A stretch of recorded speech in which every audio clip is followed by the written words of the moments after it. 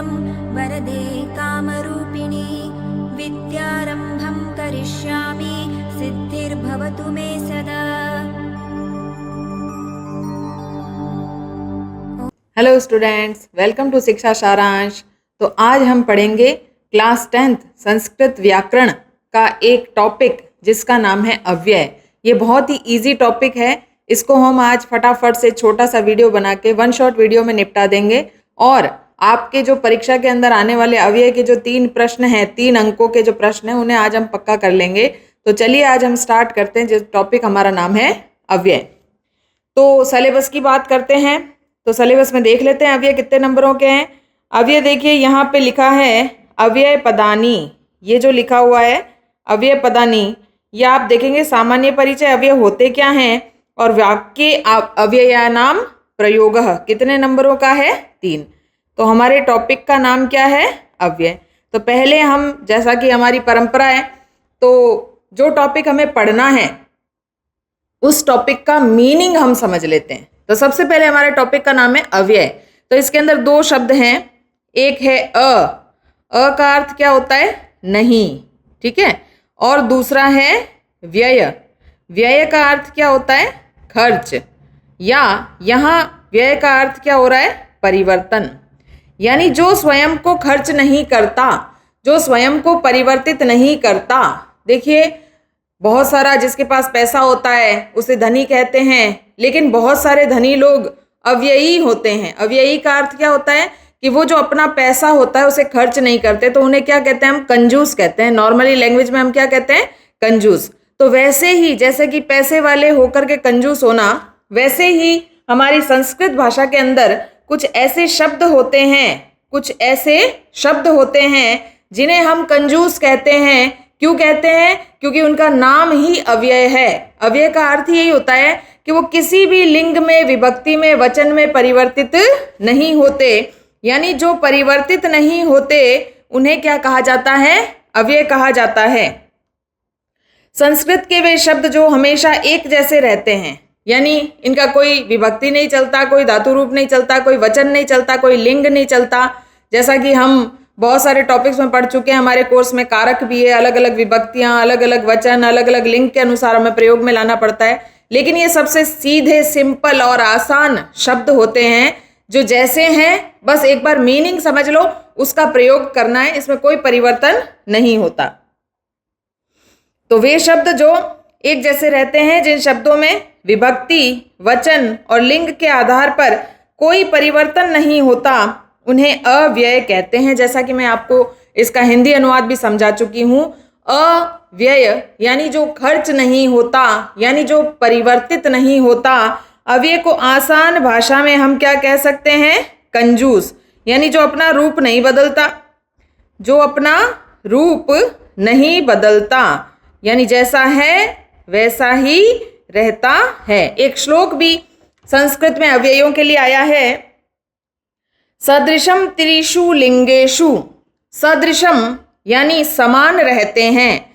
सदृशम का अर्थ क्या होता है, समान, एक जैसे रहते हैं, है ना। त्रिषु यानी तीनों। लिंगेषु तो हम जानते हैं संस्कृत में 3 प्रकार के लिंग होते हैं, यानी शब्दों के 3 लिंग माने गए हैं। पुल्लिंग शब्द, स्त्रीलिंग शब्द और नपुंसक लिंग शब्द। तो जो तीनों लिंगों में समान रहे, भले पुल्लिंग आ जाए, स्त्रीलिंग आ जाए, नपुंसक लिंग आ जाए, अव्यय को कोई फर्क नहीं पड़ता।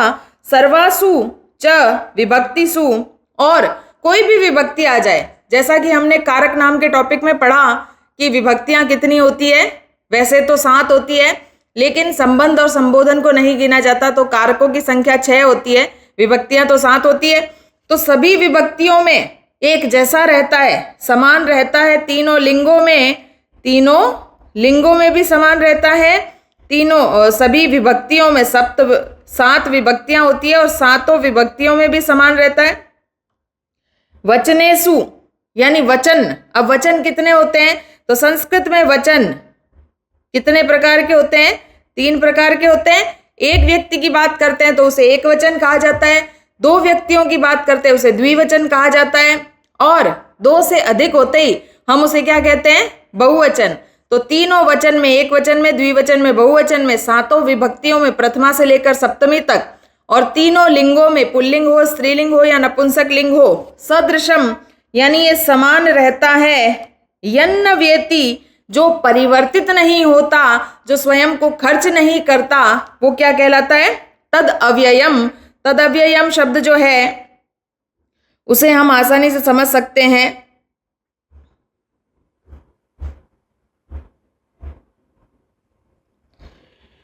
तद प्लस अव्ययम यानी वह क्या कहलाता है?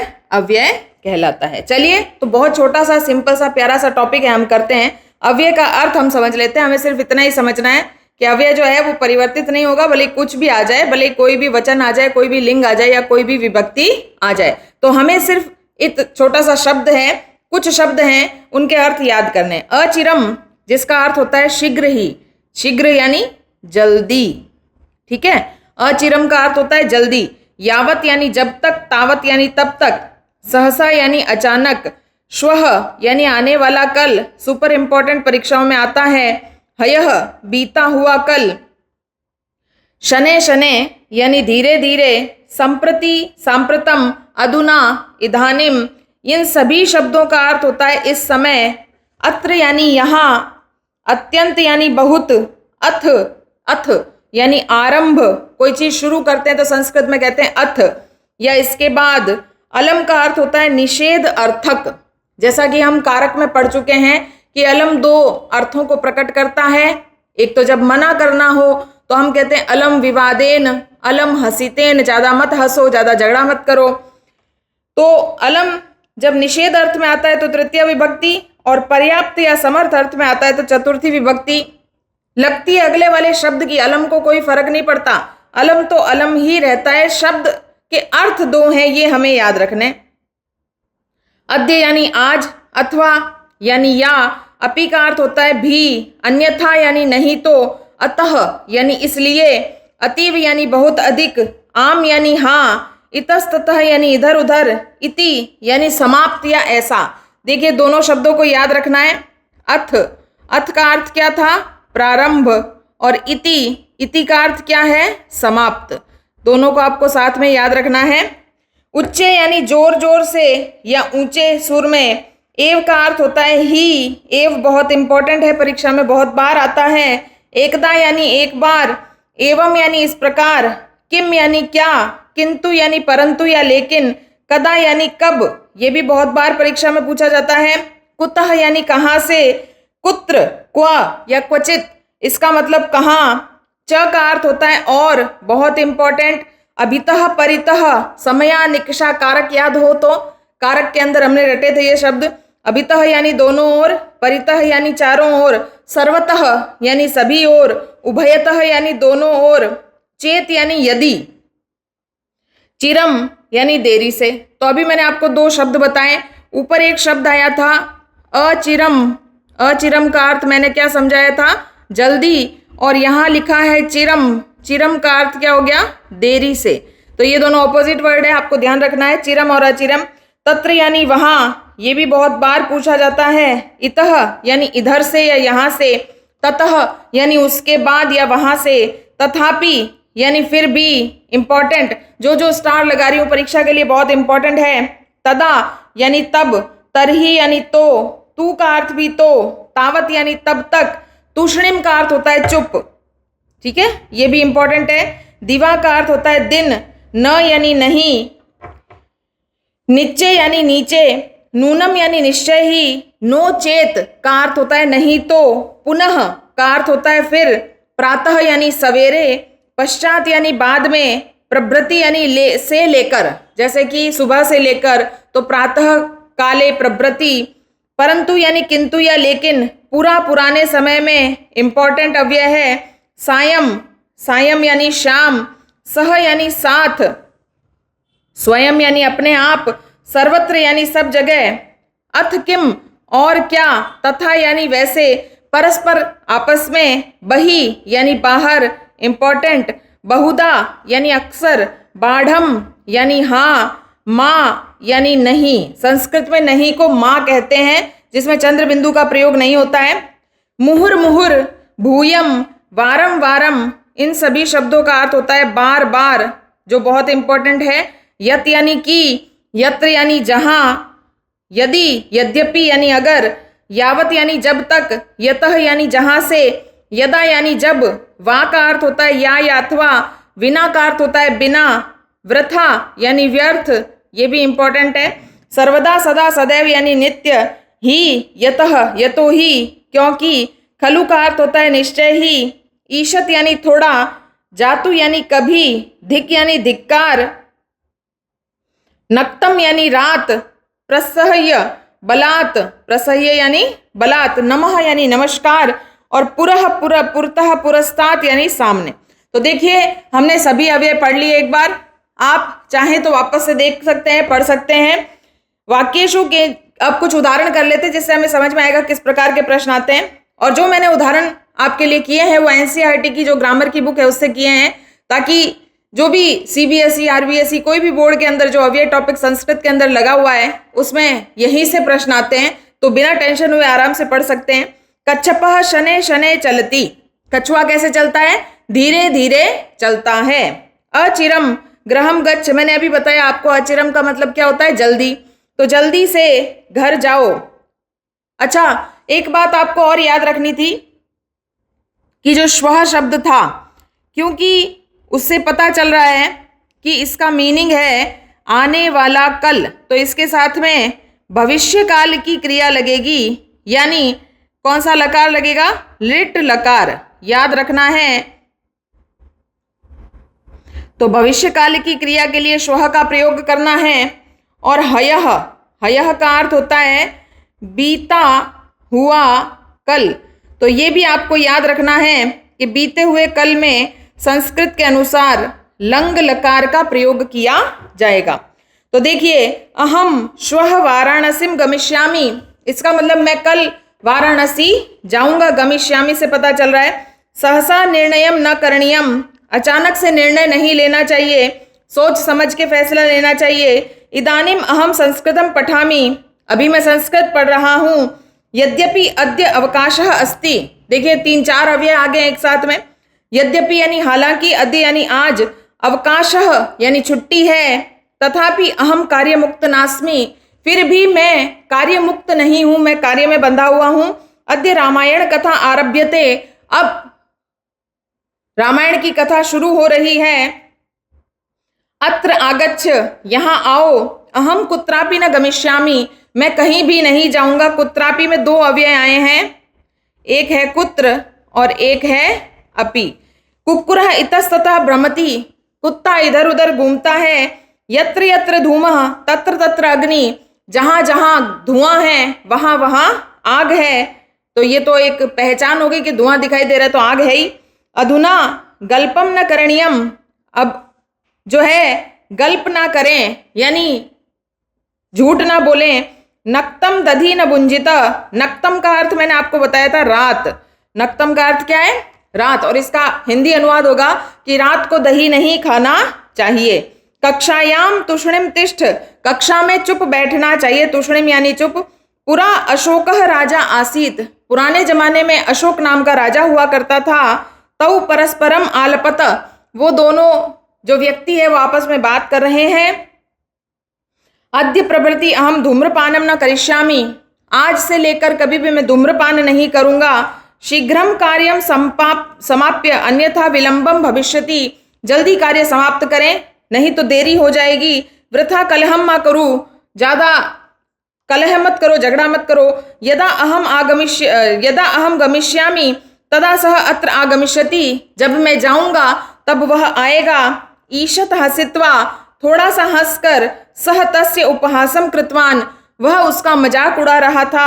अहम त्वाम भूयो भूयः नमामि, मैं तुम्हें बार बार नमस्कार करता हूँ। सह मुहुर मुहुर किम पश्यति, वो बार बार क्या देख रहा है। कुछ एक्सरसाइज कर लेते हैं, समुचित अव्यय, ताकि हमें टॉपिक आराम से समझ में आ जाए। तो कुछ अव्यय दिए हुए हैं, उन अव्ययों को हमें रिक्त स्थानों में भरना है, और परीक्षा में भी हमारे इसी प्रकार के सवाल आते हैं। कौन कौन से आए हैं देख लेते हैं अव्यय। ये मंजूषा यानी हेल्पिंग वर्ड का बॉक्स है। देखिए, माँ का अर्थ होता है नहीं, बही मतलब बाहर, मुहुर मुहुर यानी बार बार, अन्यथा यानी नहीं तो एकदा एक बार, शनै शनै धीरे धीरे, चिरम का अर्थ क्या बताया था मैंने, देरी से, नूनम निश्चय ही, उच्चे यानी जोर से, कुत्र यानी कहाँ। तो कुत्र और कदा और कुतः ये जो अव्यय हैं ये प्रश्नवाचक अव्यय हैं, तो टेंशन नहीं लेनी है। जहां पे भी सेंटेंस के लास्ट में क्वेश्चन मार्क लगाओ आपको कुत्र या कदा या कुतः लगाना है, अन्यथा आपको हिंदी अनुवाद के अनुसार लगाना है। सह एकदा वनम गतवान, वह एक दिन एक बार वन गया। सह कुत्र गच्छति, वह कहाँ गया, देखिए क्वेश्चन मार्क लगा है इसलिए कुत्र लगाए। गजः शनै शनै चलति, हाथी धीरे धीरे चलता है। सह चिरम स्वपिति, वो देर तक सोता है। सिंह उच्चे गर्जति, शेर बहुत जोर से गरजता है। सह नूनम विजयेष्यते, वो निश्चित रूप से जीत जाएगा। परिश्रमम कुरुम, अन्यथा अनुत्तीर्णम भविष्यसि, परिश्रम करो नहीं तो फेल हो जाओगे। गृहात बहि मा गच्छ, घर से बाहर मत जाओ। सह मुहुर्मुहुर माम उद्वेजयति, वो बार बार मुझे उत्तेजित कर रहा है। कोलाहलम मा कुरु, शोर मत करो।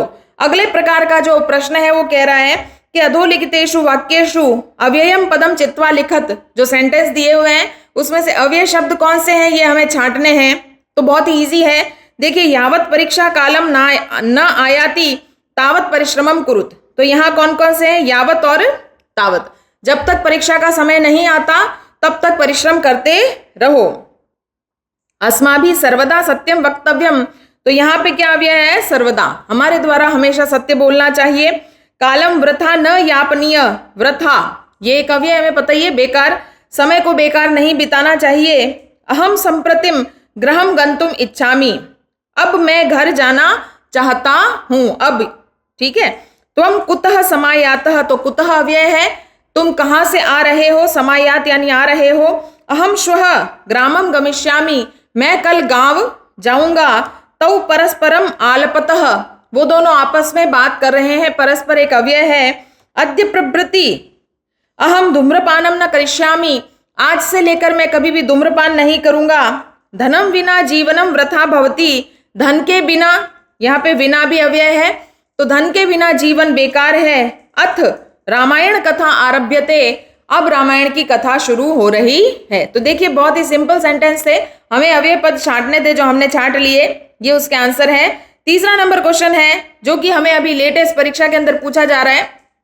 इस वीडियो में मैं आपको पिछले 10 सालों के अव्यय के जो प्रश्न पूछे गए हैं वो भी मैं आपको करवा दूंगी ताकि आपकी पूरी तैयारी हो जाए। कोष्ठकेभ्यः शुद्धम अव्यय पदम चित्वा रिक्त स्थानम पूर्यत। अहम, देखिए यहाँ लिखा है गमिष्यामि, और अभी मैंने आपको यहाँ बताया था कि श्वः अगर आएगा तो भविष्य काल की क्रिया आएगी, तो यहाँ क्या आएगा, श्वः, ठीक है। अहम श्वः भ्रमणाय गमिष्यामि, मैं कल घूमने के लिए जाऊंगा। त्वम कस्य गच्छसि, क्वेश्चन मार्क लगा है।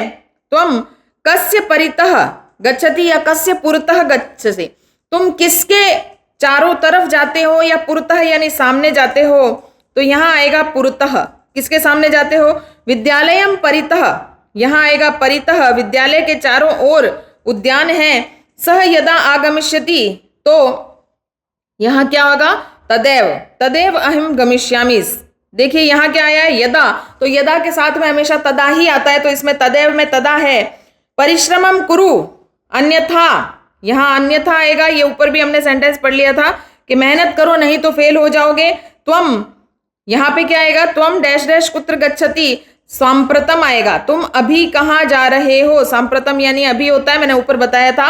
यूयम बाढ़म धानेन पढ़त नूनम, तुम निश्चित रूप से ध्यान से पढ़ो, नूनम आएगा यहाँ पे, बाढ़म का अर्थ होता है हाँ। श्यामः पठति श्यामा ना, श्यामः एव पठति, श्याम ही पढ़ रहा है, श्यामा नहीं पढ़ रही।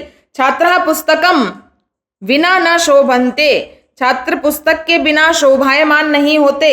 यथा व्यप्यसि तथा फलम प्राप्यसि, यथा और तथा ये दोनों जुड़वा होते हैं, जहाँ यथा आता है वहाँ तथा आता ही है। तो जैसा बोओगे वैसा प्राप्त करोगे, तो जैसा बोओगे वैसा पाओगे, तो हमने ये कर लिए। चलिए लास्ट 10 साल के प्रश्नोत्तर हम कर लेते हैं जो बोर्ड परीक्षाओं में पूछे गए, जो बहुत इंपॉर्टेंट है हमारी बोर्ड परीक्षा के लिए।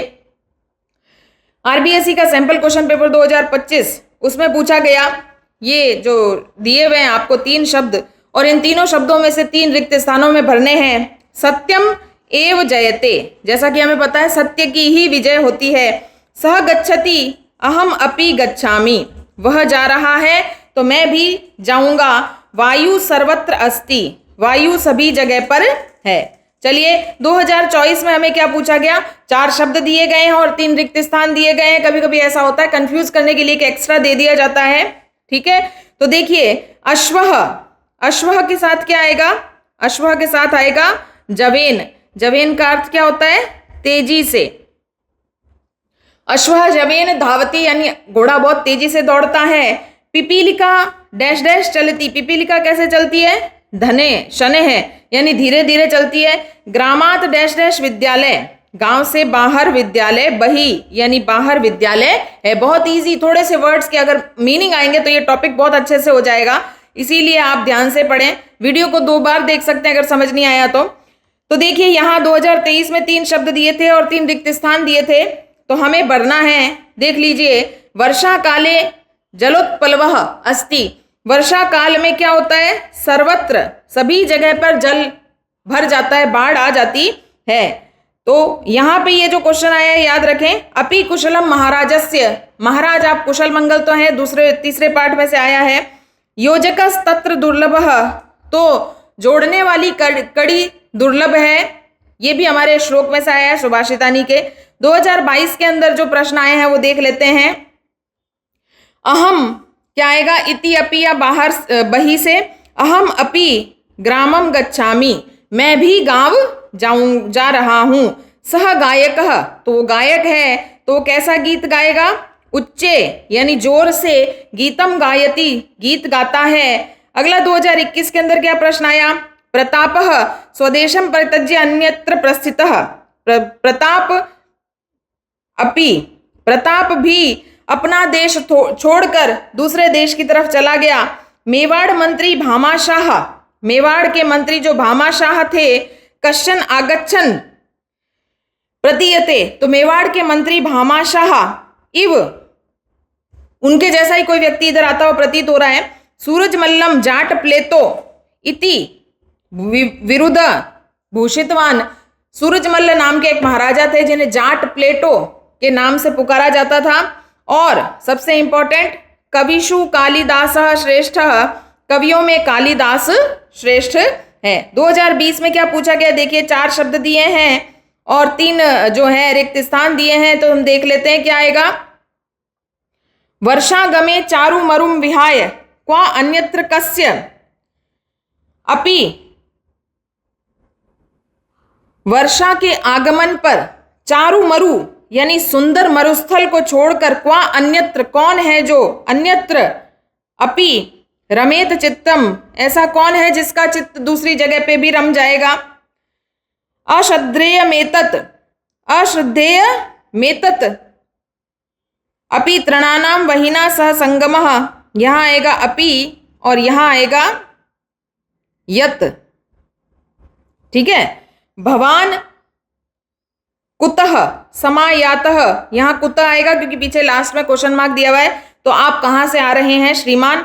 और ये जो क्वेश्चन है सेकंड नंबर वाला, अश्रद्धेय मेतत अपि तृणानाम वहिना सह संगम, अश्रद्धेय होते हुए भी तिनकों का अग्नि के साथ में संगम हो ही जाता है।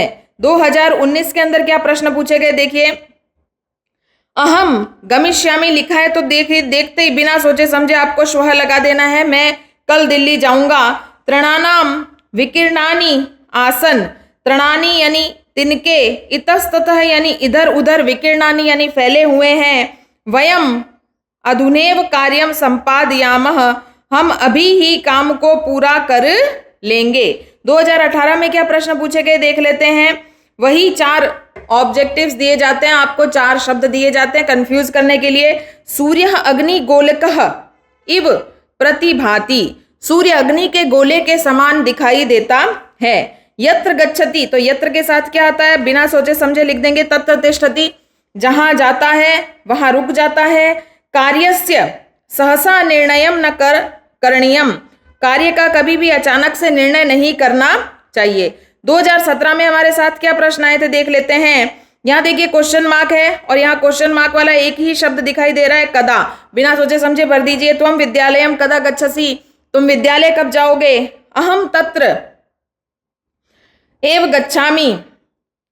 अहम तत्र यहां लिखा जाएगा संप्रति।